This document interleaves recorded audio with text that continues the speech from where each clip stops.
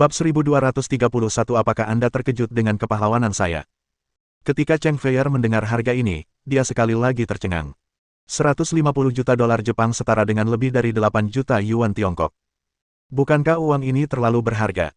Wanita tua itu juga terkejut. Ia baru tersadar setelah beberapa saat. Saya tidak menyangka barang antik peninggalan suami saya ini bernilai begitu mahal. Ye Feng menatap wanita tua itu dengan tulus. Asalkan kamu setuju untuk menjualnya, aku bisa mentransfer uangnya sekarang. Kamu bisa mempertimbangkannya. Wanita tua itu tidak terlalu memikirkannya dan langsung mengangguk sambil tersenyum. Karena ini milik negara Anda, seharusnya dikembalikan kepada Anda. Soal transfer, tidak perlu. Saya sudah tua dan tidak punya anak. Apa gunanya punya uang sebanyak itu? Ye Feng langsung tidak setuju. Itu tidak akan berhasil. Bagaimana aku bisa mengambil barang-barangmu secara gratis? Kami telah melakukan begitu banyak kejahatan terhadapmu, desak wanita tua itu. Mudah dibayangkan bagaimana hal-hal ini bisa sampai ke Jepang. Dan kamu tidak berbohong padaku. Malah, kamu memberitahuku nilai sebenarnya dari benda itu. Terlihat jelas bahwa kamu juga anak yang jujur dan baik. Jadi, aku memutuskan untuk memberikannya kepadamu. Kuharap kamu bisa membawanya kembali ke Tiongkok. Ini juga caraku berbuat baik untuk mendiang suami dan anakku. Wanita tua itu mengomel sambil menuangkan abu dupa dari sapuan kuas dan dengan hikmat menyerahkannya kepada Ye Feng. Ye Feng mencoba membujuknya, tetapi wanita tua itu menolak menerima uang itu. Dia tidak punya pilihan selain meminta Cheng Feier membantunya membeli pembakar dupa baru. Kali ini wanita tua itu tidak menolak dan kembali meletakkan pembakar dupa di depan altar. Setelah mengobrol dengan wanita tua itu sebentar, mereka berdua mengucapkan selamat tinggal dan pergi. Apakah kita benar-benar tidak akan memberi wanita tua itu uang? Cheng Feier menatap sikat cuci yang tak ternilai harganya di tangan Ye Feng, merasa sedikit canggung. Kamu baru saja melihatnya. Wanita tua itu sudah sangat acuh tak acuh terhadap uang. Dia menolak menerimanya apapun yang terjadi. Apa yang bisa kulakukan? Ye Feng mengangkat bahu tak berdaya. Jadi kamu baru saja mengambil 8 juta yuan tanpa mengeluarkan uang sepeser pun. Ini bukan disebut menjemput, ini disebut kesempatan. Bukankah itu sama? Cheng Feier benar-benar tidak tahu harus berkata apa. Sebelumnya ketika Ye Feng mengatakan bahwa dia datang ke sini untuk mencari harta karun, dia merasa bahwa pria ini sedang bermimpi. Siapakah yang mengira bahwa ia akan mendapatkan barang antik senilai setidaknya 8 juta yuan Tiongkok dalam waktu sesingkat itu? Uang itu datang begitu mudahnya sehingga membuatnya merasa tidak nyata. Ye Feng mengangkat kepalanya dan menatap langit biru. Wajahnya dipenuhi tekad. Aku punya impian, yaitu mengembalikan semua barang antik Tiongkok yang hilang di dunia luar. Ini warisan leluhur kita. Bagaimana mungkin ini tetap berada di tangan orang asing? Cheng Feier menatap kosong ke punggungnya, jantungnya berdebar kencang. Orang ini kadang-kadang ceroboh dan tidak terlihat pantas sama sekali. Namun terkadang, dia memiliki ekspresi yang saleh di wajahnya. Yang mana dia yang sebenarnya? Mungkin keduanya. Atau mungkin tidak keduanya. Semakin lama dia berinteraksi dengannya, semakin dia merasa bahwa dia tidak bisa melihat pria ini dengan jelas. Ada apa? Apa kau terkejut dengan kepahlawananku? Setelah Ye Feng menyampaikan pidato yang berapi-api, ia langsung berbalik dan menggoda. Cheng Feier memutar matanya, dan jejak penghormatan yang baru saja dirasakannya langsung lenyap. Ye Feng tidak lagi bercanda dengannya. Ia malah terus berjalan-jalan. Harus dikatakan bahwa Nisidiwa ini adalah tanah harta karun.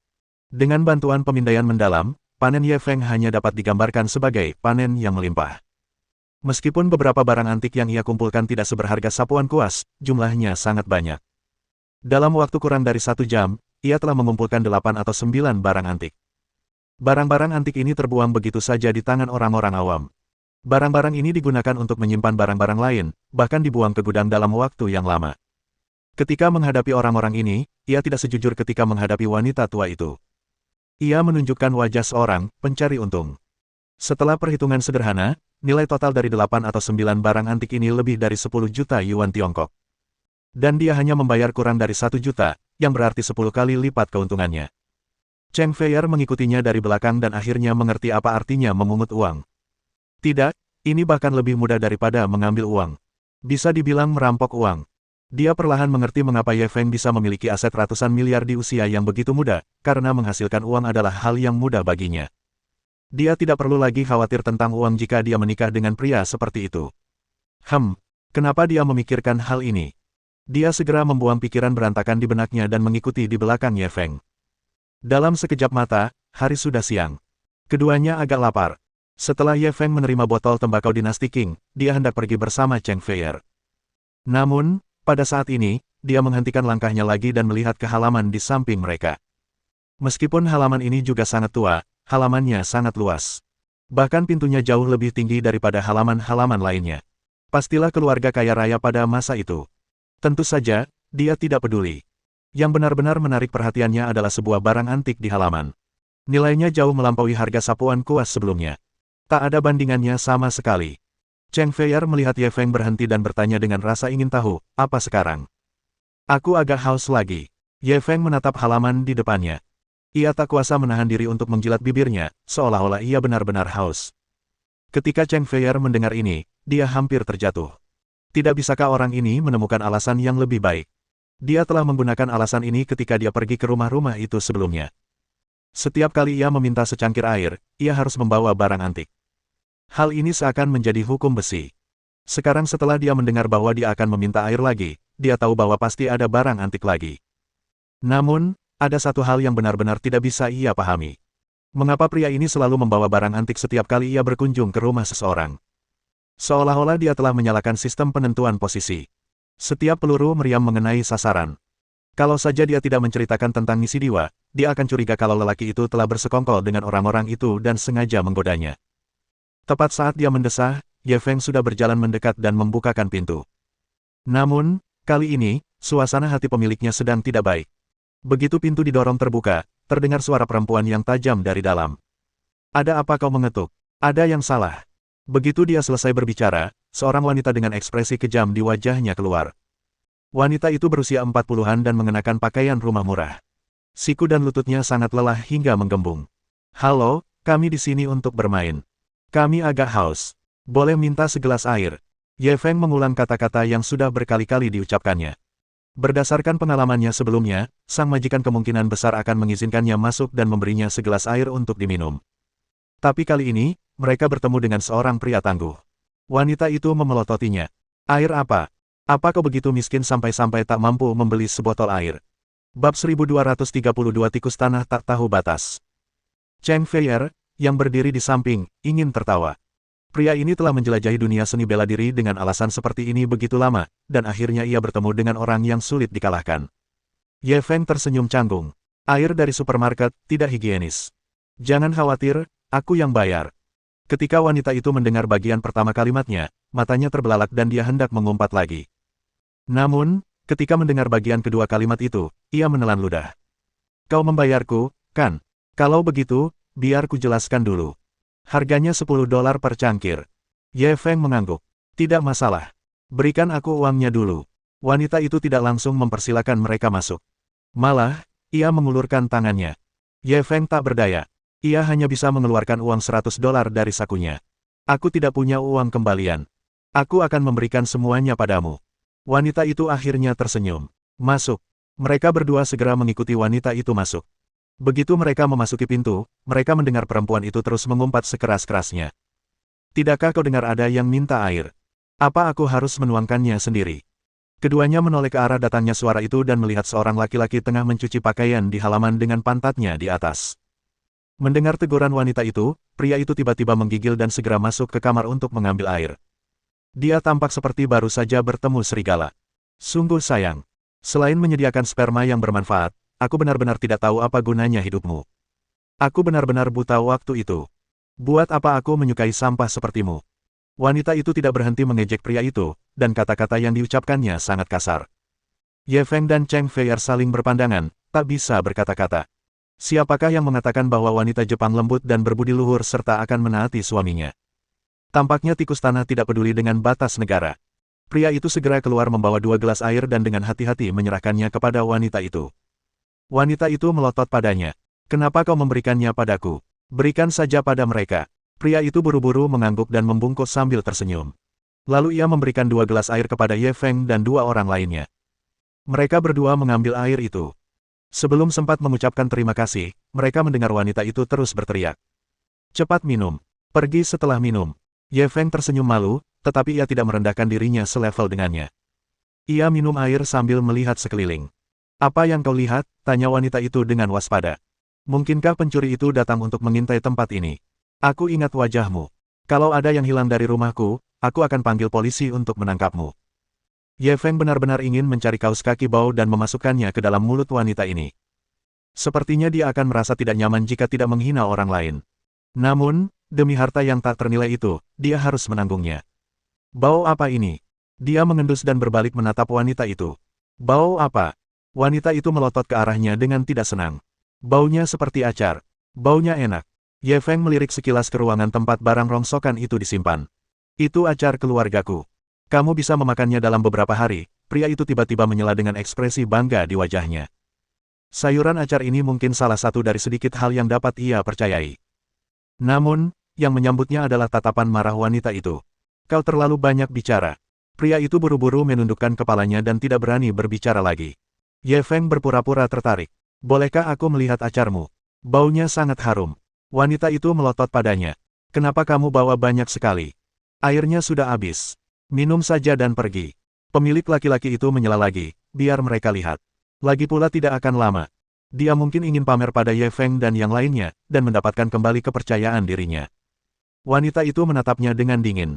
Apakah kamu berhak bicara di sini? Apa kamu sudah selesai mencuci pakaian? Pria itu tidak punya pilihan selain berjalan ke baskom dan melanjutkan mencuci pakaiannya. Ye Feng tak kuasa menahan diri untuk mengagumi wanita ini. Bagaimana ia melatih pria ini hingga menjadi penurut seperti anjing? Jangan salah paham. Aku hanya penasaran. Aku hanya ingin melihat-lihat. Sambil berbicara, ia mengeluarkan 2 lembar uang 100 yuan dari sakunya. Mata perempuan itu berbinar.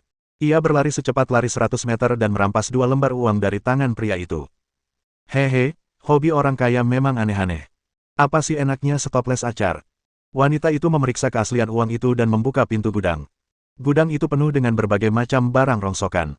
Begitu pintunya dibuka, debu beterbangan kemana-mana. Ye Feng dan Cheng Feier segera mengibaskan debu, dan baru kemudian mereka melihat pemandangan di dalam dengan jelas. Di sudut gudang itu, ada tong besar. Tong ini tingginya sekitar 70 cm, dan badan tong itu dicat dengan pola seekor naga bercakar 5 berwarna biru dan putih yang muncul di lautan awan. Dari sudut pandang Cheng Feier, tong ini tidak terlalu indah, jauh lebih buruk daripada sapuan kuas yang diterima Ye Feng sebelumnya. Tetapi Ye Feng bersemangat, karena sistem pemindaian mendalam telah memberinya jawaban. Tong biru putih bermotif naga asli King Jiaqing, dinilai asli, nilai sistem, 70 juta yuan Tiongkok. Menggunakan barang antik senilai 70 juta yuan untuk mengawetkan sayuran, pasangan aneh ini benar-benar menyia-nyiakan harta surgawi. Dia tidak dapat menahan diri untuk tidak mendesah melihat nasib harta karun Tiongkok ini. Lupakan saja, dia akan menemukan sebanyak mungkin. Dia hanya bisa melakukan bagiannya. Sudah cukup melihatmu.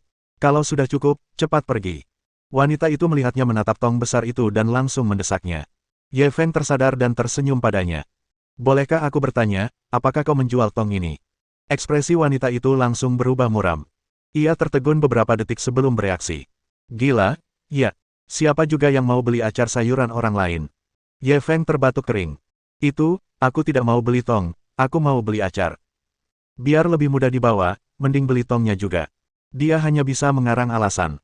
Kalau dia cuma beli 1 tong, memang agak mendadak. Wanita itu tidak langsung setuju. Malah, ia menatapnya lama. Berapa yang bisa kau berikan? Ye Feng tersenyum. Sekarang aku harus bertanya berapa harga jualnya.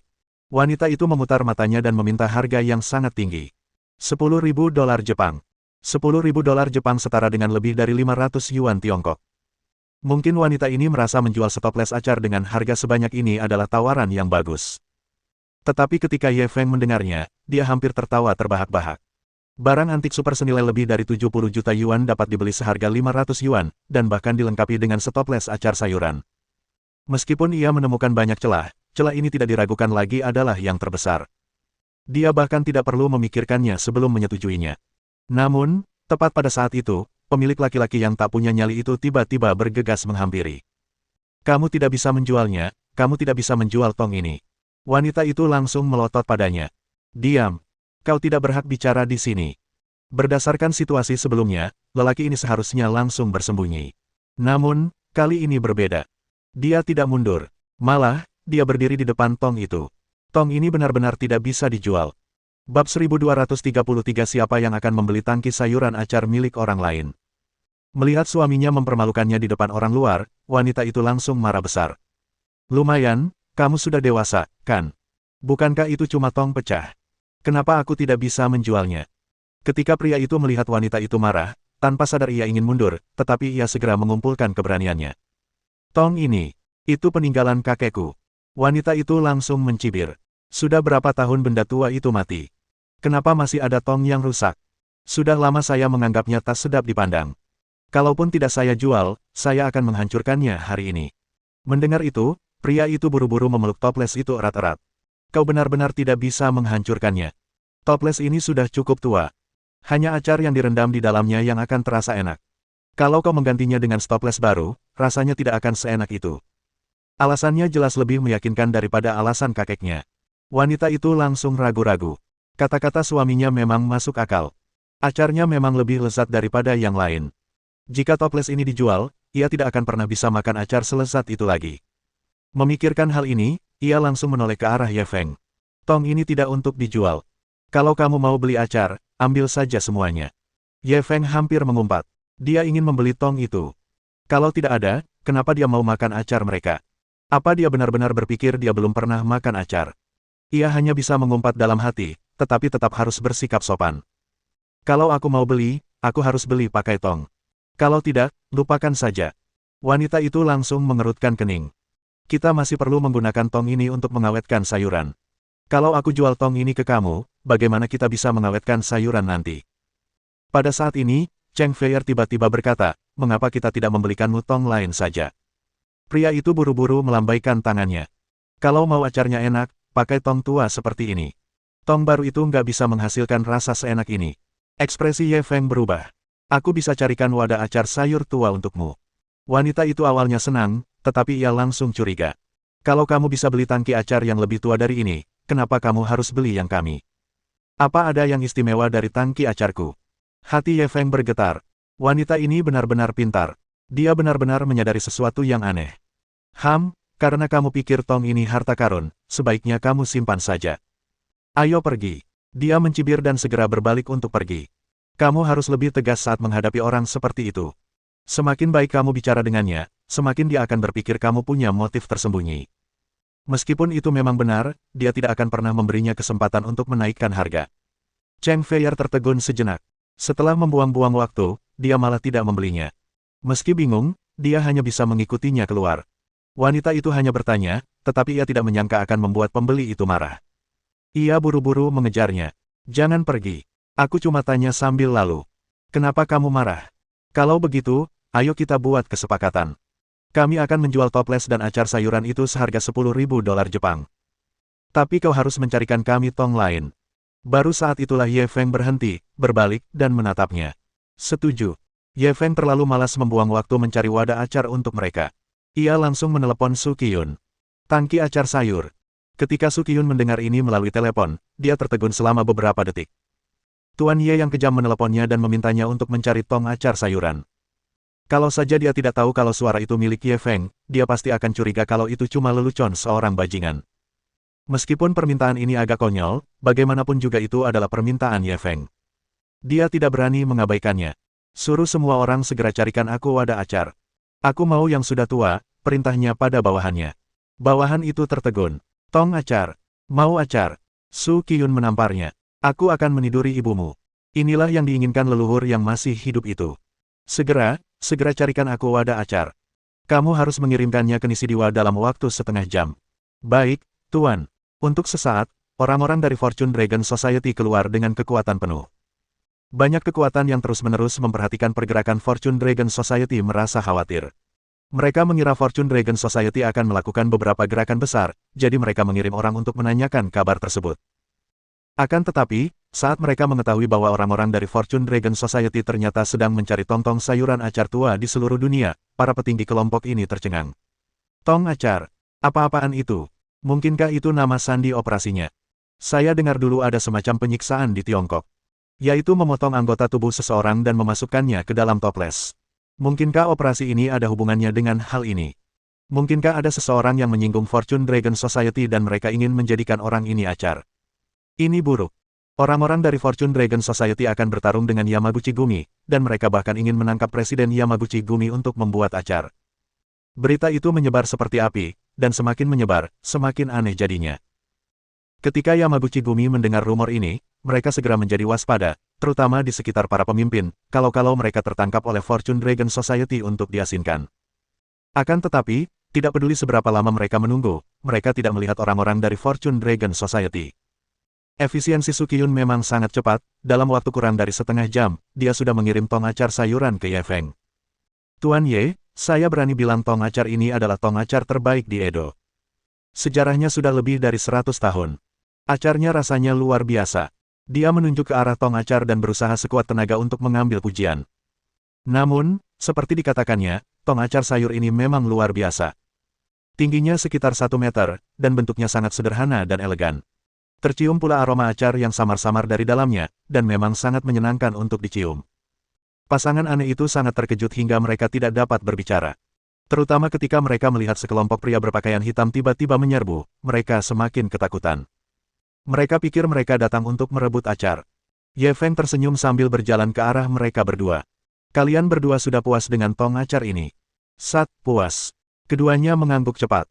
Beranikah mereka merasa tidak puas sekarang? Jika mereka tidak puas, orang-orang itu mungkin akan mencincang mereka sampai mati dan membuat mereka jadi acar. Lagi pula, tong ini memang lumayan. Jauh lebih kuat daripada tong sebelumnya. Setidaknya dari penampilannya, jauh lebih baik. Ye Feng tersenyum dan mengangguk, lalu mengeluarkan 10.000 dolar Jepang. Simpan uang ini baik-baik. Aku akan mengambil toples acar itu. Setelah wanita itu menerima uangnya, dia buru-buru mengangguk. Oke. Ye Feng menoleh ke arah Sukyun. Kakak Su, tolong kirimkan tong acar ini ke rumahku. Apalagi yang bisa Sukyun katakan. Ia hanya bisa memerintahkan bawahannya untuk membawa tong acar itu pergi. Ye Feng dan Cheng Feier tidak tinggal lebih lama lagi. Mereka pergi bersama. Pasangan itu memandang kerumunan yang telah pergi, tidak dapat kembali sadar untuk waktu yang lama.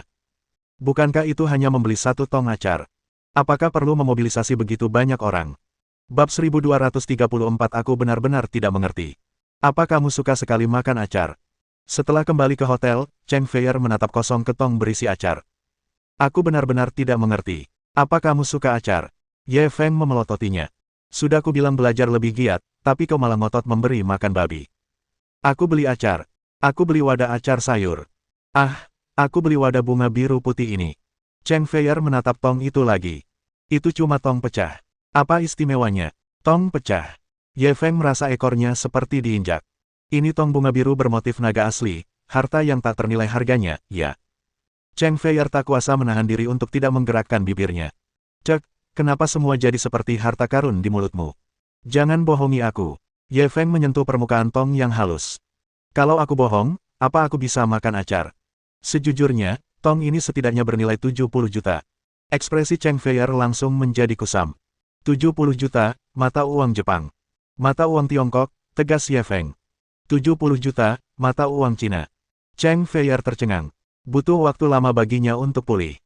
Dengan menambahkan beberapa barang lainnya, bukankah itu berarti kau membeli barang antik senilai hampir 100 juta dalam satu pagi? Ye Feng tersenyum rendah hati. Aku tidak punya pilihan, aku tidak bisa menghentikan keberuntunganku. Cheng Feier berusaha keras mencerna informasi ini.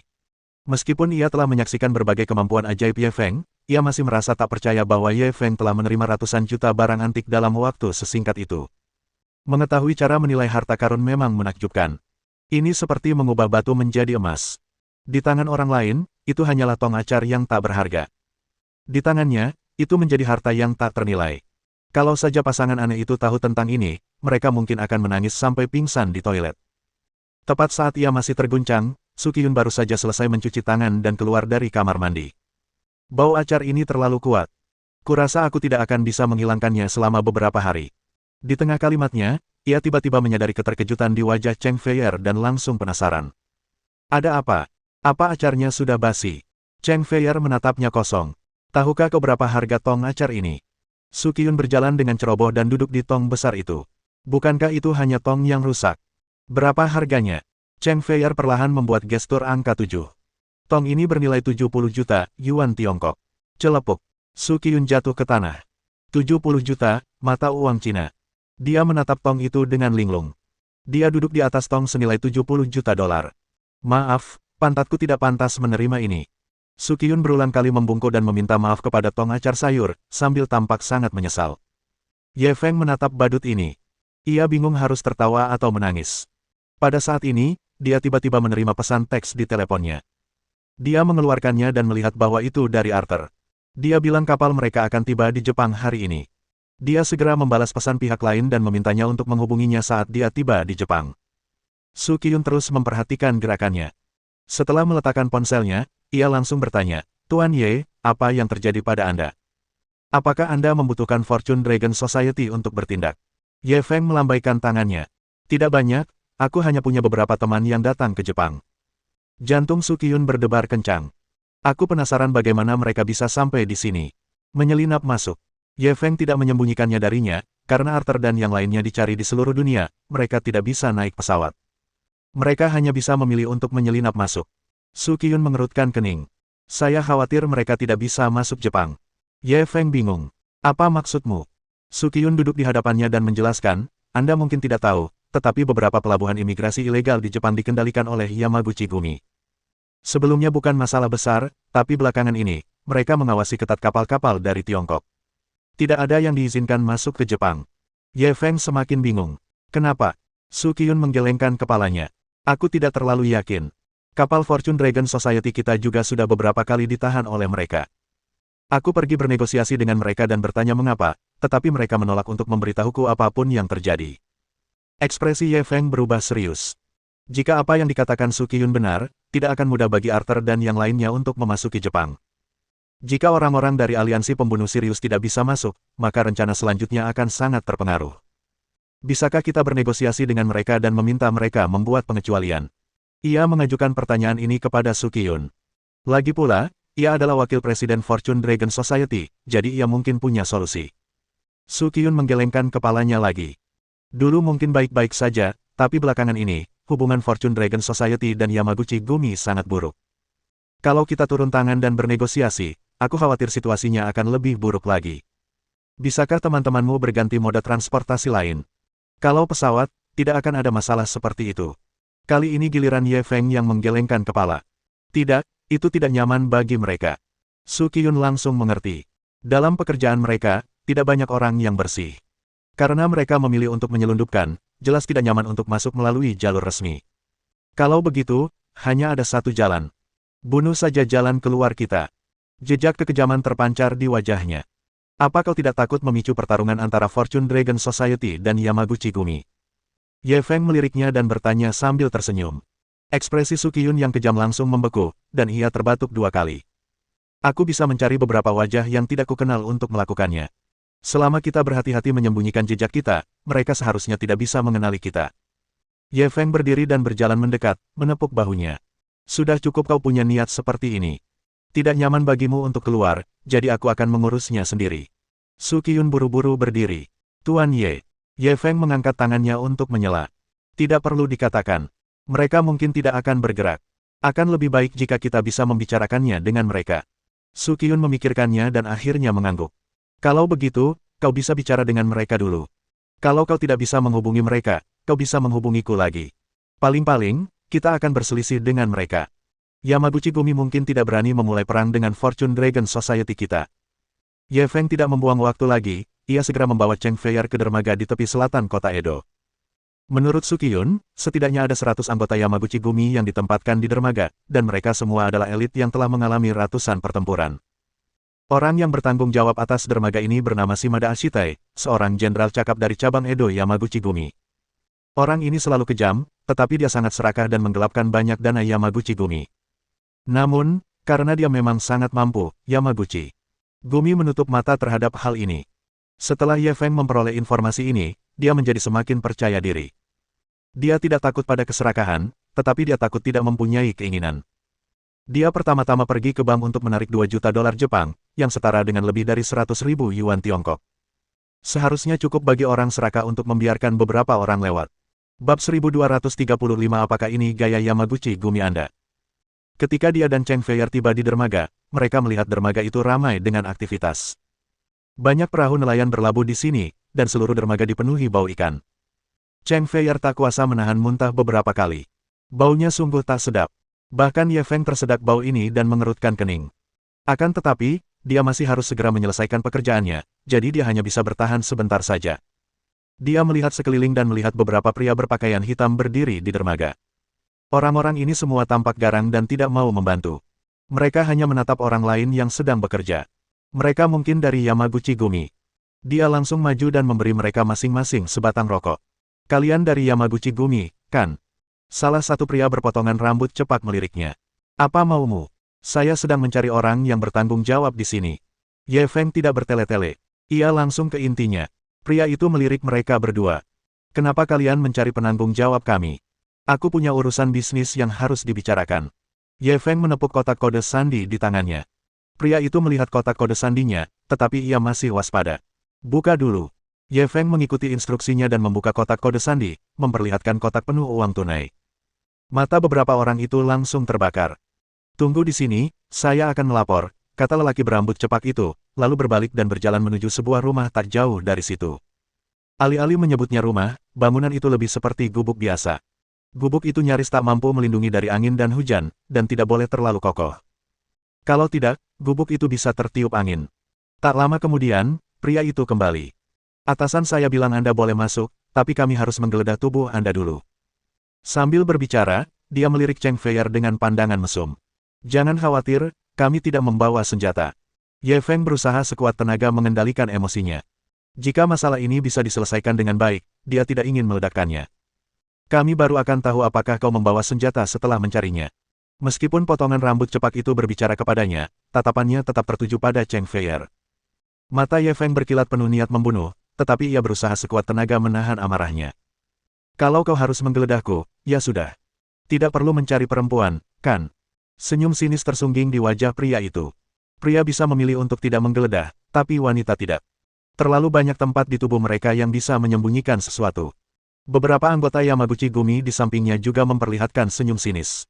Penampilan Cheng Feier yang sedikit androgini dapat membangkitkan keinginan beberapa pria untuk menaklukkannya. Sekalipun mereka tidak dapat berbuat sesuatu yang berarti, ada baiknya memanfaatkannya. Setelah pria berambut cepak itu selesai berbicara, dia tidak peduli dengan ekspresi Ye Feng dan mengulurkan tangannya ke arah Cheng Feier. Ekspresi wajah Cheng Feier sudah sangat jelek, dan dia hendak mengambil tindakan. Namun, seseorang lebih cepat darinya. Pada saat itu, sebuah tangan tiba-tiba terulur dan mencengkeram pergelangan tangan pria berambut cepak itu. Bajingan, kau masih berani melawan.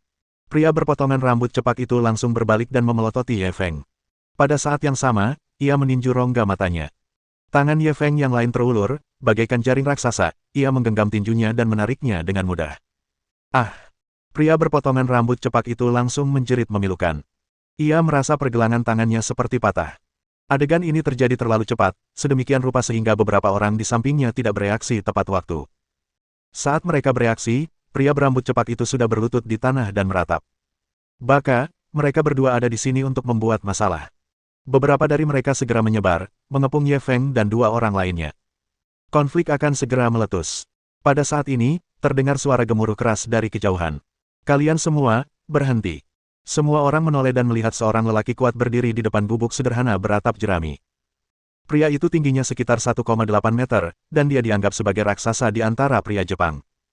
Tubuh bagian atasnya telanjang, kulitnya gelap, dan otot-ototnya sangat berkembang. Dia mengenakan celana panjang hijau tentara dan sepatu bot Dr. Martin. Dia memancarkan aura gagah berani. Beberapa orang berhenti setelah dimarahi olehnya. Pria berambut cepak itu berlari menghampiri dan berteriak, "Bos, bocah itu tidak mengizinkan kami menggeledahnya dan bahkan memukul saya. Anda tidak boleh melepaskannya." Sebelum ia sempat menyelesaikan kalimatnya, pria itu menendang dadanya. Pria berambut cepak itu mundur beberapa langkah dan terduduk di tanah dengan ekspresi tercengang. "Bos!" Pria itu melotot padanya. "Dasar sampah tak berguna." Setelah mengatakan itu, dia tidak menatapnya lagi. Dia melambaikan tangan ke arah Ye Feng. "Kemarilah." Ye Feng berbalik dan memanggil Cheng Feier sebelum berjalan ke arah pria itu. "Kenapa kau mencariku?" Tatapan pria itu menyapu wajah Ye Feng bagai elang. Kalau ada yang sedikit malu, mereka pasti sudah ngompol karena tatapannya. "Apakah Anda orang yang bertanggung jawab di sini?" Ye Feng tidak langsung menjawab. Sebaliknya, ia bertanya balik. "Saya Shimada Ashitai, kenapa Anda mencari saya?" Pria itu menyebutkan namanya, dan raut wajahnya sudah sedikit tidak sabar. "Saya punya beberapa teman yang akan datang ke Jepang. Mereka akan tiba di sini hari ini. Saya harap Tuan Shimada bisa membantu mereka," kata Ye Feng sambil membuka kotak kode sandi dan menyerahkannya. Shimada Ashitai menatap uang di dalam kotak dan matanya langsung menunjukkan ekspresi serakah. "Hahaha, kukira itu penting. Cuma masalah sepele. Oke, oke. Sambil berbicara, dia mengambil kotak kode sandi. Ye Feng dan Cheng Feier saling berpandangan. Masalah ini diselesaikan dengan begitu mudah. Ini agak di luar dugaan mereka. Tepat saat mereka berdua menghela napas lega, mereka mendengar si Mada Ashite tiba-tiba bertanya, dari mana teman-temanmu berasal? Tiongkok, jawab Ye Feng jujur.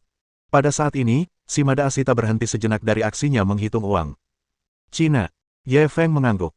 Ya, ada masalah. Raut wajah si Mada Ashite tiba-tiba berubah dingin. Maaf. Kapal dari Tiongkok tidak diizinkan berlabuh. Ini perintah dari atasan. Ye Feng tersenyum tipis. Aku tahu, itu sebabnya aku di sini untuk meminta bantuan Tuan Shimada. Dengan kemampuanmu, seharusnya tidak masalah bagimu untuk membantuku membuat pengecualian, kan? Shimada Ashite langsung mencibir, apakah kau mencoba membuatku melanggar perintah atasan? Ye Feng mengerutkan kening. Uang bukan masalah, asal kau bisa membiarkan teman-temanku pergi ke darat, aku bisa membayar lebih. Ayah.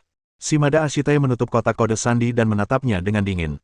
Aku memang suka uang, tapi kurasa kau cuma bermimpi kalau kau ingin aku melanggar perintah atasan demi uang. Bibir Ye Feng mengerut. Baiklah, meskipun kesepakatannya tidak berhasil, kami akan tetap berbelas kasih. Karena Tuan Shimada tidak mau membantu, kami tidak akan mengganggu Anda lagi. Sembari berbicara, dia mengulurkan tangan untuk mengambil kotak kode sandi. Namun, Shimada Ashita merebut kotak kode sandi terlebih dahulu, jelas-jelas tidak ingin mengembalikannya. Bab 1236. Ada banyak cara untuk mati. Ekspresi Ye Feng langsung berubah muram. Karena Tuan Shimada tidak mau membantu, bukankah seharusnya Anda mengembalikan uang itu kepada saya? Shimada Ashite langsung tertawa sinis. Kenapa kamu tidak tanya-tanya saja? Kapan saya pernah mengembalikan uang yang saya miliki? Ye Feng memasang ekspresi mengejek. Tuan Shimada tidak terlalu peduli dengan aturan dunia persilatan. Apakah ini gaya Yamaguchi Gumimu? Saat dia mengucapkan kata-kata, Yamaguchi Gumi, orang-orang di belakang Shimada Aute langsung melotot ke arahnya. Shimada Ashite menatapnya dengan dingin. Ada dua jenis orang yang paling kubenci dalam hidupku. Satu adalah mereka yang tidak menghormati Yamaguchi Gumi kita, dan yang lainnya adalah orang Tionghoa. Dan kalian berdua, bagaimana menurutmu aku harus menghadapi kalian? Mendengar kata-katanya, Ye Feng tak kuasa menahan tawa. Bolehkah aku bertanya, kenapa kau begitu membenci orang Tionghoa? Mungkinkah kau diselingkuhi oleh orang Tionghoa? Dia hanya mengejek Shimada, tetapi dia tidak menyangka ekspresinya akan menjadi ganas setelah mendengarnya. Kau cari mati. Kata-kata itu hampir terucap dari sela-sela giginya. Jelas sekali betapa marahnya dia. Ye Feng tidak tahu harus tertawa atau menangis. Apa tebakanku benar? Maaf, aku tidak sengaja. Shimada Ashite bagaikan serigala yang siap melahap seseorang. Ia menatapnya. Benar, aku memang diselingkuhi oleh orang Tionghoa. Lalu, aku menemukannya. Dia berlutut di hadapanku dan memohon ampun, tetapi aku tetap memotong-motongnya dan melemparkannya ke anjing-anjing. Ye Feng menatap penampilannya dengan dingin, seakan-akan dia sedang menonton badut yang berbicara sendiri. Senyum Shimada Ashita langsung lenyap dan ia menatapnya. Aku bersumpah mulai sekarang, selama ada orang Tionghoa yang jatuh ke tanganku, aku akan membuat mereka berharap mati. Guitian, bagaimana perempuan Tionghoa itu bisa mati terakhir kali? Pria berambut cepak itu langsung membual, wanita Tionghoa itu menyelinap ke Jepang dan jatuh ke tangan kami. Bos meminta kami bergiliran menemaninya, lalu mengirimnya ke distrik lampu merah untuk menjemput pelanggan. Kemudian, dia tertular AIDS dan meninggal beberapa hari kemudian. Petik 2.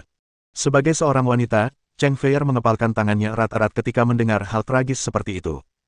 Api berkobar di hatinya. Tatapan Ye Feng berubah dingin. Awalnya ia ingin menyelesaikan masalah ini dengan damai, tetapi sekarang, sepertinya ia tak punya pilihan selain memulai pembantaian. Senyuman gila tersungging di wajah Shimada Ashite.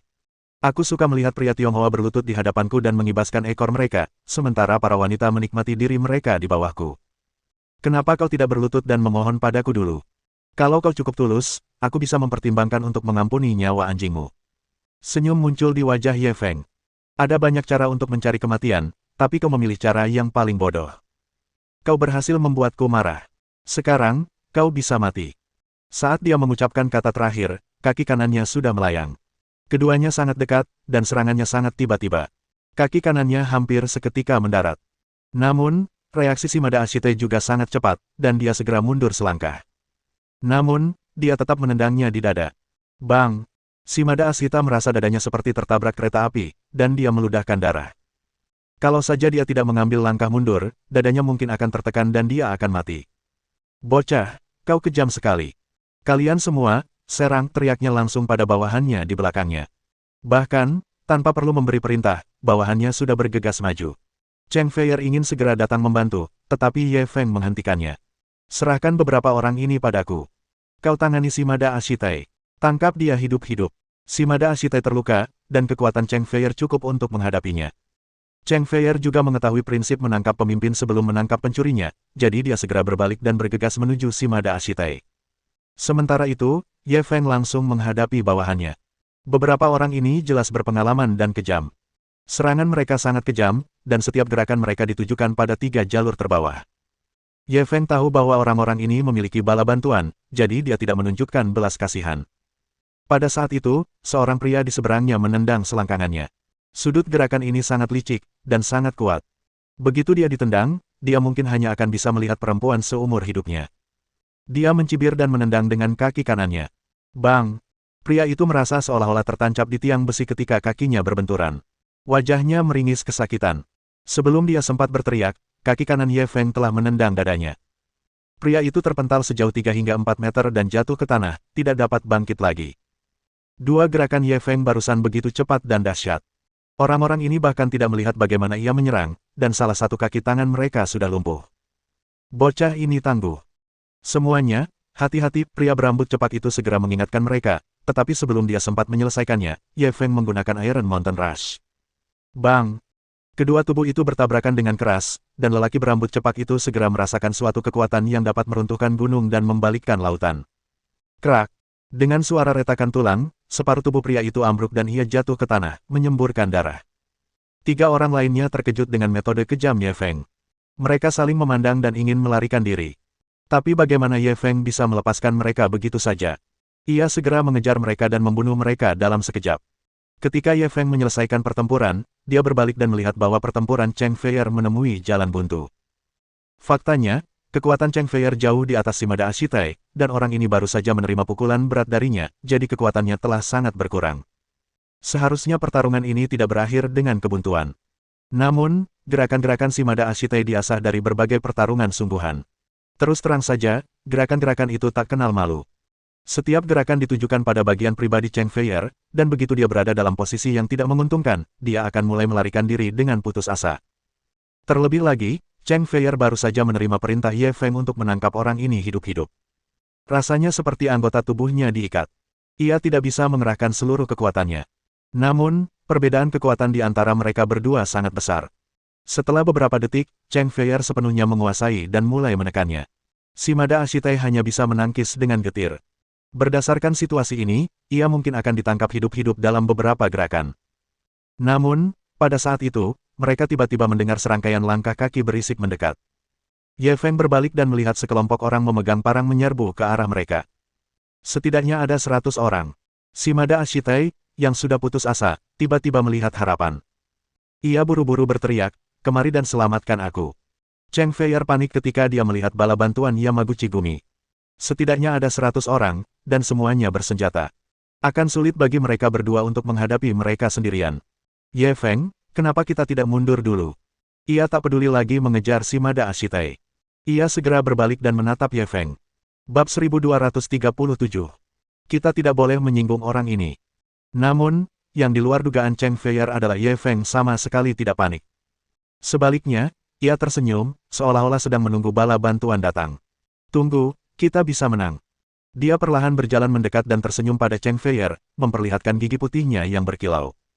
Tapi mereka terlalu banyak. Aku khawatir kita berdua akan kesulitan menghadapi mereka. Cheng Feier mulai khawatir. Mereka cuma kru yang beraneka ragam. Sebanyak apapun yang datang, mereka semua sampah. Lagi pula, kekuatanku sudah meningkat pesat sekarang. Aku bisa menggunakan mereka untuk mengujinya. Ye Feng tampak bersemangat. Sebelum ini, dia belum pernah memperlihatkan kekuatan aslinya di depan Cheng Feier. Dia tidak memberitahunya bahwa dia telah melawan pasukan elit Yamaguchi Gumi beberapa hari yang lalu. Kalau saja dia tahu apa yang terjadi hari itu, dia tidak akan khawatir.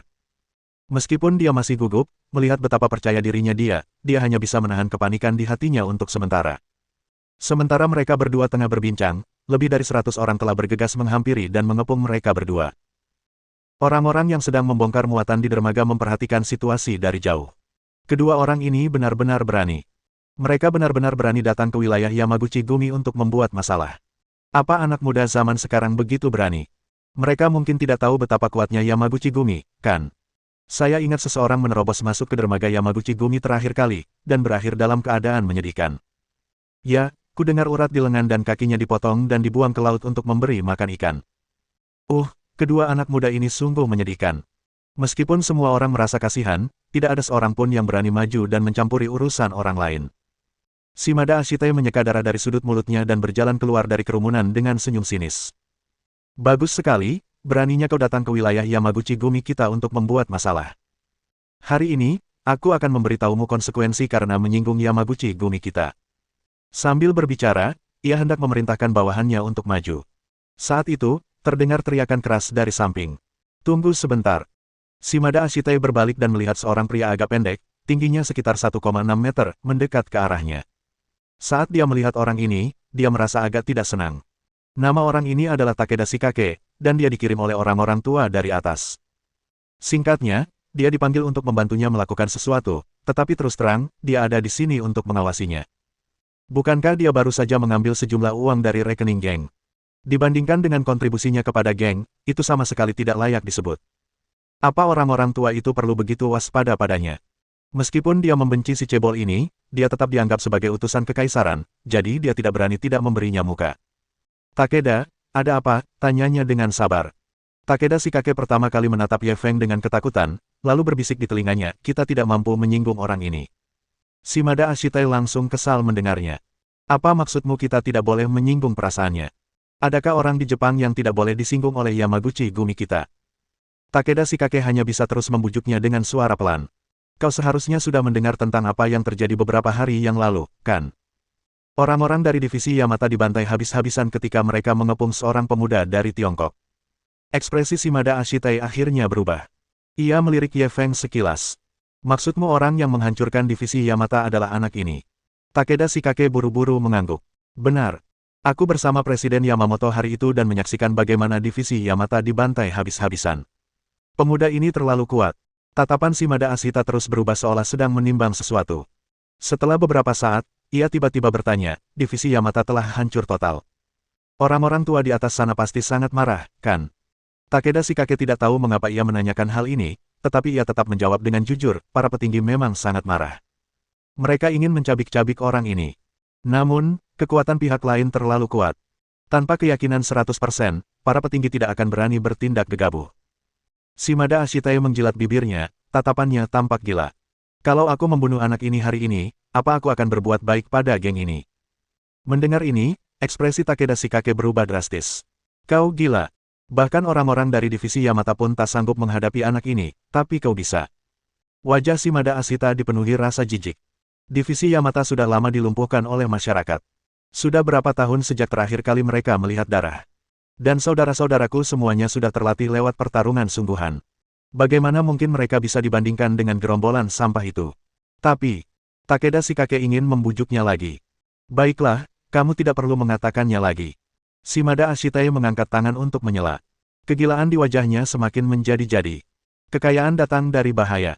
Aku tidak ingin menghabiskan seluruh hidupku berurusan dengan ikan-ikan bau dan udang busuk di dermaga ini. Hari ini, aku akan membunuh anak ini dan biarkan orang-orang tua itu melihat siapa yang bisa membawa Panji Yamaguchi Gumi.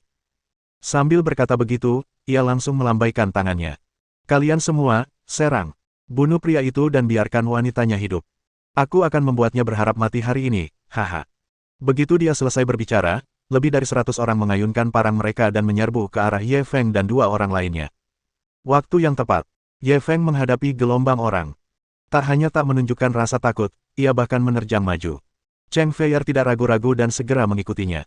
Dia telah bertekad untuk mati dan siap bertempur dalam pertempuran berdarah melawan penjahat ini.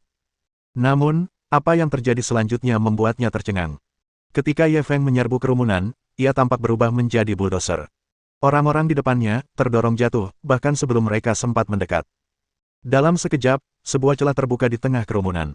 6 atau 7 orang sudah tergeletak di tanah dan meratap. Beberapa lengan mereka patah, dan beberapa tulang paha mereka bengkok 90 derajat. Mereka semua tampak sangat menderita. Mata Cheng Feier terbelalak lebar. Haruskah dia sekejam itu?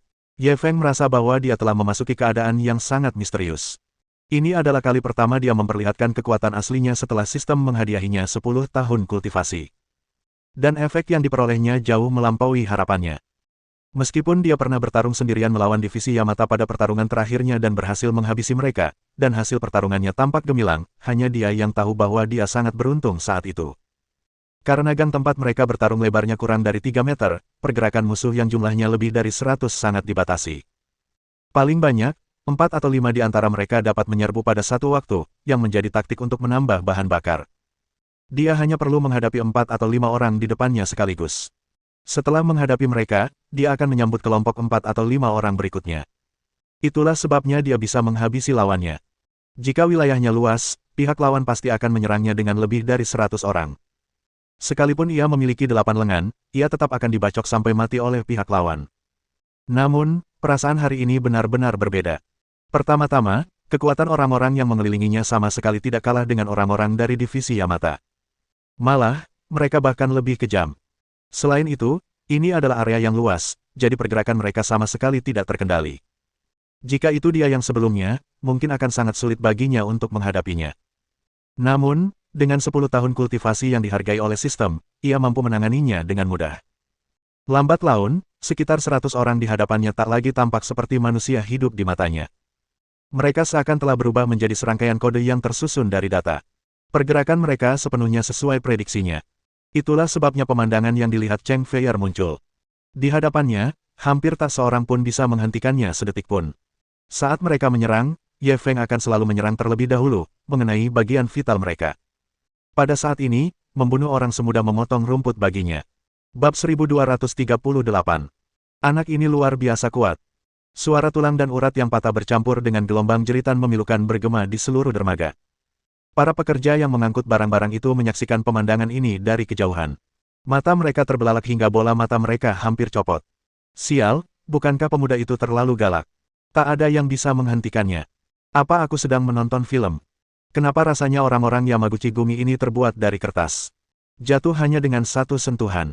Apa kau buta? Tidak bisakah kau melihat seperti apa rupa orang-orang itu? Hampir semua orang terluka parah. Lengan atau kaki mereka patah.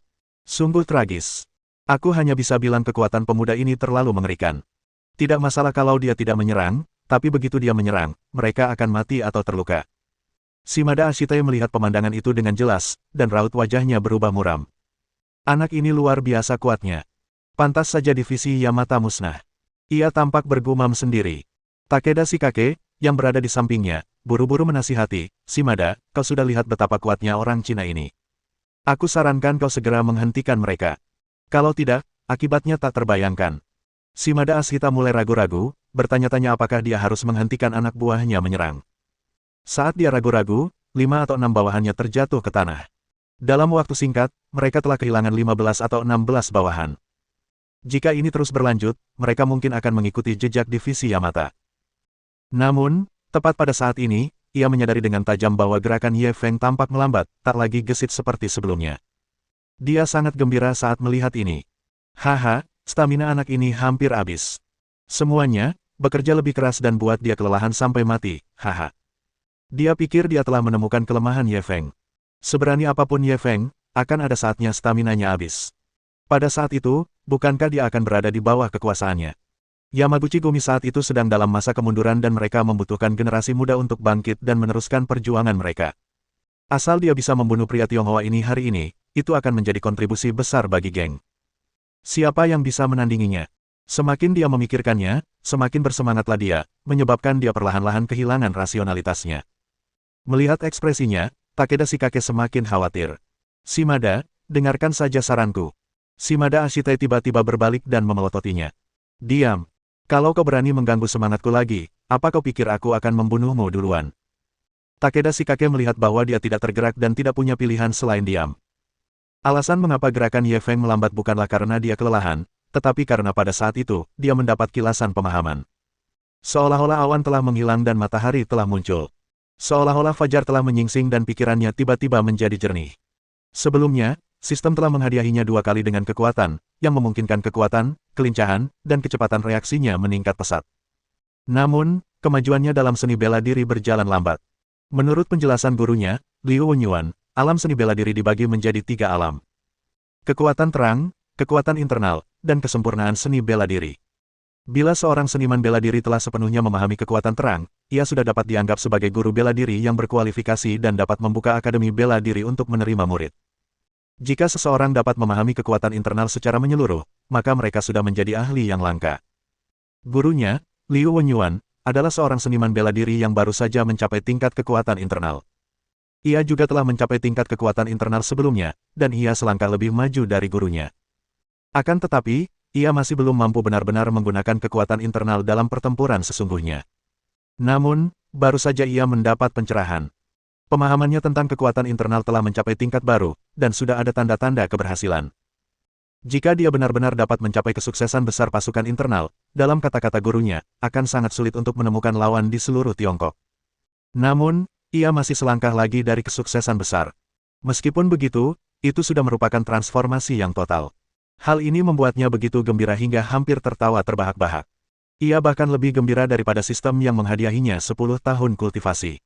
Sebab selama seseorang bersedia bekerja keras dan mendalami waktu, kultivasinya dapat terus meningkat. Namun, pemahaman seni bela diri membutuhkan kilatan inspirasi. Banyak seniman bela diri mungkin tidak dapat menunggu kilasan inspirasi ini sepanjang hidup mereka, dan batas atasnya akan terkunci. Hanya ketika ranah seseorang meningkat, seseorang dapat melepaskan kekuatan sejatinya. Sekarang saatnya untuk memverifikasi dampak peningkatan wilayah. Tepat saat dia linglung, 2 orang lainnya datang menebasnya dengan parang. Bibir Ye Feng melengkung membentuk senyum. Karena kalian berdua begitu antusias, aku akan menguji pedangku padamu dulu. Ketika Ye Feng mengangkat tangannya lagi, ia merasakan aliran kultivasi di tubuhnya semakin lancar. Seolah-olah air telah mengalir ke dalam tubuhnya. Meskipun gerakannya lambat, namun memberikan kesan air mengalir dan sedap dipandang mata. Bahkan Cheng Feier, yang mengikutinya dari belakang, dapat merasakan dengan jelas perubahan dalam dirinya. Meskipun dia sangat berani tadi, dia seperti harimau yang ganas. Dia tangguh dan garang, tetapi tidak cukup fleksibel. Namun, saat ini, ia bagaikan seekor burung bangau. Setiap gerakannya memancarkan keanggunan, seolah tak ada unsur mematikan sama sekali. Namun, dia samar-samar dapat merasakan jejak niat membunuh yang tersembunyi. Gelap, tersembunyi. Kekuatannya tersembunyi dan tidak terungkap, tetapi kekuatannya tak tertandingi. Bang, bang. Saat Ye Feng mengayunkan tinjunya seperti 2 cambuk. Awalnya, tinju itu tampak lunak dan lemah. Akan tetapi, tepat saat tinjunya menghantam dada kedua orang itu, tiba-tiba datanglah cambuk yang menyambar dan kekuatannya pun meletus. Keduanya tidak langsung berhenti. Tak ada rasa sakit di wajah mereka, dan mereka terus berlari maju seolah tak terjadi apa-apa. Akan tetapi, saat mereka baru melangkah maju, mereka tiba-tiba tergeletak di tanah tanpa suara dan mati. Mereka yang melihat kejadian itu langsung menghentikan langkahnya, tidak mengerti apa yang telah terjadi. Jika mereka membedah tubuh mereka, mereka akan menemukan bahwa organ-organ dalamnya telah terkoyak. Inilah kekuatan internal force. Tampaknya tidak berbahaya, tetapi pada kenyataannya, itu jauh lebih kuat daripada jenis kekuatan yang dapat dengan mudah melukai urat dan tulang orang. Hal ini terutama karena tingkat pencapaian Ye Feng baru saja meningkat, dia melakukannya. Tidak mengendalikan kekuatannya dengan baik. Dia hanya ingin menyakiti mereka, bukan merenggut nyawa mereka. Kalau mereka mau menyalahkan seseorang, mereka hanya bisa menyalahkan mereka berdua karena tidak menjalani kehidupan yang baik. Serangan lawan hanya terhenti sesaat, tetapi segera melonjak lagi. Akan tetapi, apa yang mereka hadapi selanjutnya adalah penindasan yang kejam. Shimada Ashita melihat pemandangan yang sama sekali berbeda. Sebelumnya, setiap kali Ye Feng menyerang, darah dan daging berhamburan kemana-mana. Tulang dan uratnya patah, dan itu sungguh pemandangan yang menegangkan. Tetapi sekarang, setiap kali ia bergerak, gerakannya bagaikan pohon willow yang menyapu wajahnya, tanpa kekuatan apapun. Akan tetapi, bawahan-bawahan itu tampaknya kerasukan saat mereka jatuh ke tanah satu persatu. Orang-orang ini tidak muntah darah, juga tidak mengalami luka luar. Mereka hanya berbaring di tanah dan meratap. Bab 1239 berhenti berjuang, kami mengaku kalah. Sial, apa kalian semua berpura-pura mati? Bangun dan terus berjuang. Shimada Ashita mengira bawahannya takut pada Ye Feng, dan mereka mulai berpura-pura mati. Namun, bawahannya menutup telinga terhadap tangisannya. Sesekali, beberapa dari mereka ingin bangkit dan melanjutkan pertempuran, tetapi mereka akan berbaring dan meratap di tengah jalan. Ah, bajingan, sekelompok bajingan. Shimada Ashita semakin marah dan mulai menjadi gila. Namun, Takeda Shikake, yang berada di sampingnya, menyadari sesuatu yang tidak biasa. Shimada, apakah kau menyadari aura di sekitar anak ini sepertinya telah berubah? Shimada Ashita menatapnya dengan mata merah. Apa yang ingin kau katakan? Ekspresi Takeda Shikake serius. Meskipun anak ini sangat kuat, dia menunjukkan bahwa dia sedang memamerkan kemampuannya. Tapi sekarang, sepertinya dia menyembunyikan keunggulannya, tapi itu bahkan lebih berbahaya. Shimada Ashita sangat marah dan sama sekali tidak bisa mendengarkannya. Kalau kau takut, katakan saja. Kenapa kau bicara omong kosong begitu? Bersembunyilah dan berpura-pura mati. Aku akan naik dan menemuinya. Sambil berkata demikian, dia mengambil parang dan menyerbu ke depan. Takeda Shikake menggertakkan giginya dan mengikuti jejaknya. Pada saat ini, sekitar setengah dari 100 anggota Yamaguchi Gumi terbaring di tanah kesakitan, dan serangan setengah sisanya mulai melambat. Wajah semua orang dipenuhi ketakutan. Mereka telah melihat seseorang yang bisa bertarung, tetapi mereka belum pernah melihat seseorang yang bisa bertarung sebaik ini. Dia bahkan telah mengalahkan lebih dari 50 penjahat dengan senjata tajam. Kekuatan seperti ini sungguh mengejutkan. Pembantaian sepihak itu masih berlangsung. Mungkin giliran mereka selanjutnya. Saat semua orang mulai merasa takut, Shimada Ashita sudah menyerbu maju dengan pedangnya. Orang Tiongkok, pergilah ke neraka. Wajahnya sangat garang saat ini. Kalau saja orang itu sedikit malu, mereka mungkin akan ketakutan setengah mati. Namun, Ye Feng tidak mundur menghadapi tebasan tajamnya. Ia malah maju lebih cepat.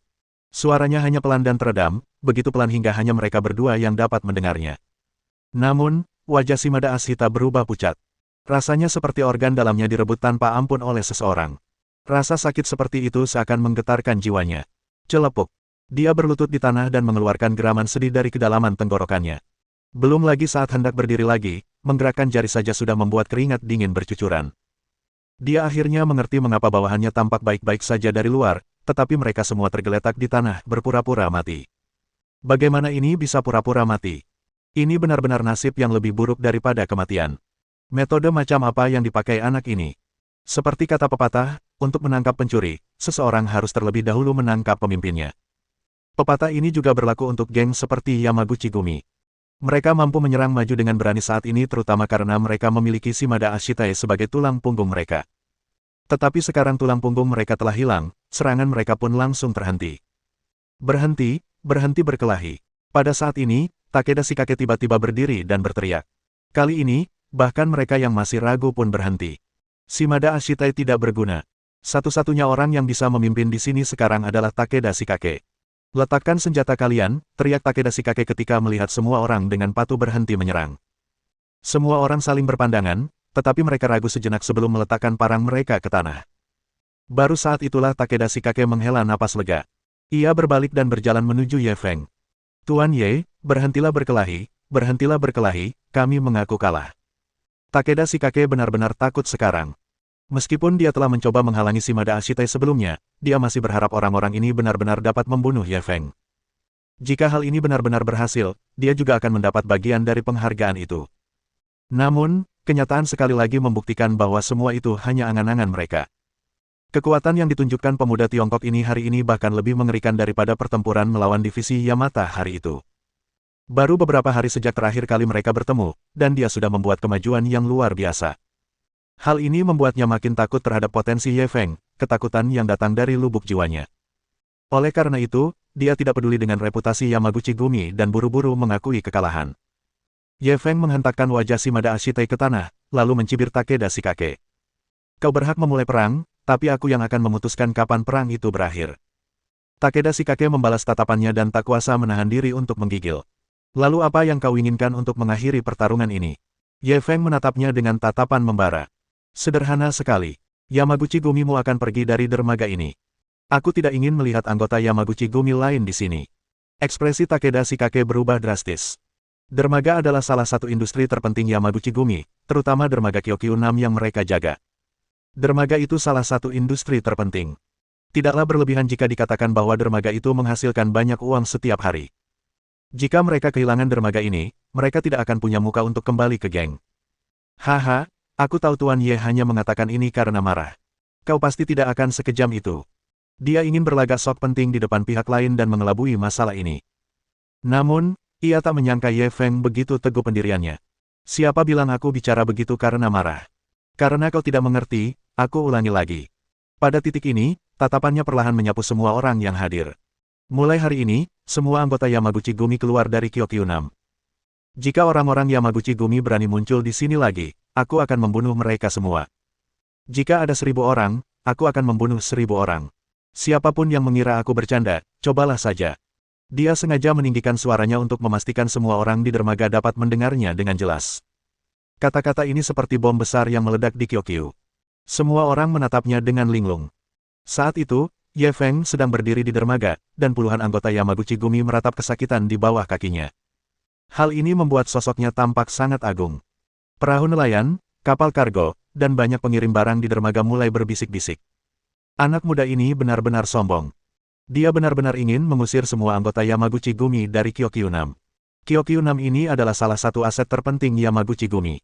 Bagaimana mungkin mereka melepaskannya begitu saja? Tidak bisakah mereka melepaskannya? Situasinya lebih kuat daripada orangnya. Pemuda ini sangat kuat. Yamaguchi Gumi baru saja mengaku kalah. Apa kau masih berani membantah? Mungkinkah situasi di Kyokyunam benar-benar akan berubah? Lalu, apakah kita harus bekerja untuk pemuda ini di masa depan? Semuanya sama saja bagi kami.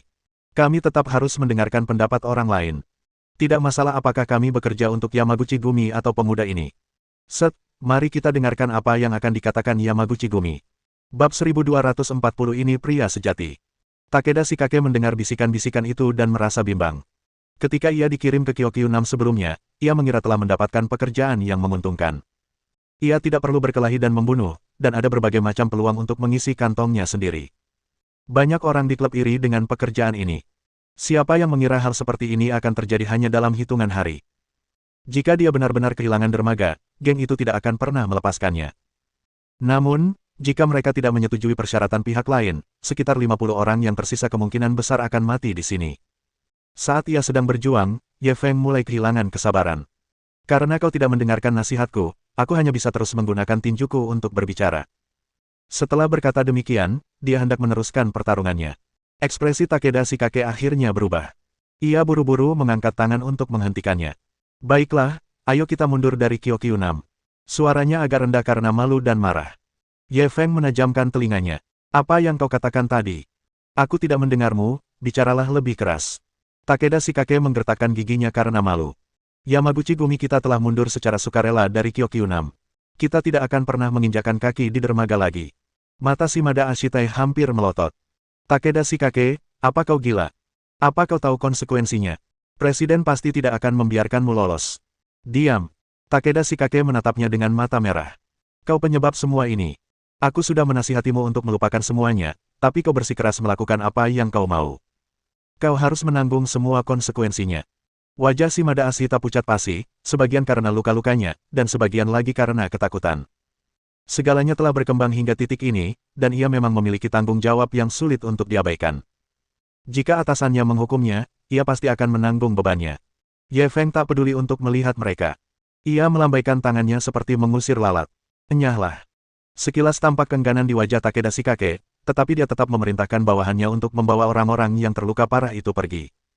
Dalam waktu kurang dari 10 menit, semua orang Yamaguchi Gumi telah pergi. Cheng Feier melihat para anggota Yamaguchi Gumi yang melarikan diri dalam keadaan menyedihkan, dan hatinya sudah kacau. Sebenarnya, dia tidak terlalu berusaha hari ini. Ketika Ye Feng membunuh semua orang, dia tidak punya kesempatan untuk menyerang. Dia hanya bisa mengikuti di belakangnya dan sesekali menyerang. Dapat dikatakan bahwa Ye Feng sendirian telah merebut dermaga penting Yamaguchi Gumi. Meskipun dia telah menyaksikan banyak mukjizat yang dilakukannya, hal itu tetap membuat hatinya bergetar. Menatap punggung lelaki yang tingginya satu kepala lebih tinggi darinya, dia benar-benar terdorong untuk menyerah. Kali ini, Ye Feng tidak hanya menghancurkan dermaga, ia juga menerobos garis pertahanan terakhirnya.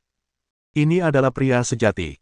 Di sisi lain, ketika awak kapal penangkap ikan dan kapal barang melihat bahwa Yamaguchi Gumi benar-benar telah meninggalkan dermaga, mereka langsung panik. Ya ampun, Yamaguchi Gumi benar-benar pergi begitu saja. Sungguh tidak bisa dipercaya. Ya, Yamaguchi Gumi adalah geng terbesar di Jepang. Bagaimana mungkin mereka bisa diusir dari dermaga oleh orang lain hari ini? Kalau mereka pergi, apa yang harus kita lakukan? Bagaimana kalau nanti kita bongkar muat barang di dermaga? Kita harus bicara dengan siapa? Perlukah kukatakan itu? Kita pasti sedang mencari pemuda itu. Dialah yang bertanggung jawab atas dermaga ini sekarang. Yamaguchi Gumi pasti tidak akan mau meninggalkan dermaga begitu saja. Mereka mungkin akan kembali lagi. Bagaimana kalau mereka menemukan masalah dengan kita? Ini, orang-orang ini tiba-tiba bingung. Di satu sisi, mereka terkejut bahwa Yamaguchi Gumi yang terkenal itu benar-benar dipaksa meninggalkan dermaga. Di sisi lain, mereka tidak tahu harus berbuat apa selanjutnya. Ye Feng mendengar percakapan mereka dan tak kuasa menahan senyum. Ia mengeluarkan ponselnya dan menelepon Su Qiyun. Su Qiyun langsung menjawab panggilan dan bertanya, "Tuan Ye, bagaimana diskusinya? Apakah Anda ingin saya datang dan membantu?" "Sudah selesai. Kirim seseorang untuk mengambil alih dermaga." Ye Feng tidak membuang waktu. Ia langsung ke intinya. "Baiklah, aku akan segera mengirim seseorang ke sana." "Tunggu, apa yang kau katakan? Mengambil alih dermaga?" Suara Su Qiyun dipenuhi kebingungan, mengira ia salah dengar. "Ya, Yamaguchi Gumi sudah mundur dari Kyokyunam. Mulai sekarang, akan diambil alih oleh Fortune Dragon Society," kata Ye Feng acuh tak acuh. Setelah dia selesai berbicara, pihak lain terdiam lama, seolah-olah dia tengah mencerna informasi dalam kata-katanya.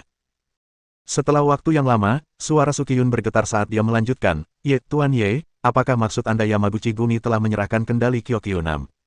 Bagaimana mungkin? Itu industri penting bagi mereka. Bagaimana mungkin mereka rela melepaskannya?" Ye Feng tertawa kecil. Di hadapan kekuatan absolut, memangnya kenapa kalau mereka tidak mau? Su Qiyun langsung penasaran. "Tuan Ye, metode apa yang Anda gunakan untuk memaksa mereka menyerahkan dermaga?" "Bukan masalah besar. Aku hanya melumpuhkan lebih dari 50 orang." Ye Feng mengatakannya dengan santai, seolah-olah itu bukan masalah besar. Tiba-tiba terdengar suara pecahan kaca. Pasti ada sesuatu yang jatuh ke tanah. "Tuan Ye, tidak, leluhur Ye, kekagumanku padamu bagaikan sungai deras yang mengalir tanpa henti, atau seperti sungai kuning yang meluap tak terkendali, aku bahkan tidak tahu harus berkata apa sekarang." Su Qiyun jelas sangat terkejut dan agak tidak fokus. Satu orang bergegas ke dermaga yang dikendalikan oleh Yamaguchi Gumi dan melumpuhkan lebih dari 50 anggota Yamaguchi Gumi, memaksa mereka meninggalkan dermaga. Di masa lalu, hal semacam ini tentu tidak terbayangkan. Tapi sekarang, Ye Feng benar-benar melakukannya. Bagaimana dia bisa tetap tenang? Begitu berita ini menyebar, Yamaguchi Gumi akan kembali menjadi bahan tertawaan seluruh kota Edo. Di saat yang sama, nama Ye Feng akan kembali mengejutkan semua orang. "Baiklah, berhentilah menyanjungku. Cepat kirim seseorang untuk mengambil alih. Masih banyak kapal yang menunggu untuk berlabuh di sini." Ye Feng buru-buru menyela sanjungannya dan mendesaknya. "Baiklah, Tuan Ye, jangan khawatir. Saya akan segera mengirim seseorang untuk mengambil alih. Serahkan dermaga ini kepada saya. Saya pasti akan membantu Anda mengurusnya dengan tertib." Su Qiyun buru-buru setuju, dan sengaja menekankan kata, "kelola." Dermaga ini diambil oleh Ye Feng. Fortune Dragon Society mereka tidak berani mengambilnya sendiri. Paling-paling, mereka akan mengelolanya untuk sementara waktu, dan keuntungannya pasti akan menjadi milik Ye Feng. Namun, bahkan jika mereka berhasil melakukannya, ini adalah kejadian sekali seumur hidup. Kesempatan seumur hidup untuk Fortune Dragon Society mereka. Sebelum ini, dermaga di Edo pada dasarnya dikuasai oleh Yamaguchi Gumi, dan geng lain tidak mempunyai kesempatan untuk ikut campur. Sekarang, masyarakat naga keberuntungan mereka akhirnya menempati dermaga, dan itu adalah dermaga dengan posisi emas. Sejak saat itu, banyak perusahaan dan kapal kargo milik Angkatan Laut harus melewati pelabuhan tersebut sebelum mereka dapat berlayar dengan sukses. Artinya, Fortune Dragon Society akan memiliki banyak koneksi dan sumber daya. Ini jelas merupakan situasi yang saling menguntungkan. Uang akan jatuh ke tangan Ye Feng, koneksi akan jatuh ke tangan Fortune Dragon Society, semua orang akan mendapatkan apa yang mereka butuhkan. Mohon dukungan dari om-om ante-ante sekalian, buat subscribe atau sharekan novel Mimin ke Facebook kalian, agar channel Mimin bisa terus berkembang. Dengan begitu, Mimin bisa lebih semangat untuk up novel seru lain ke depannya. Buat teman-teman yang sudah subscribe dan sharekan novel Mimin, Mimin ucapkan terima kasih sebanyak-banyaknya.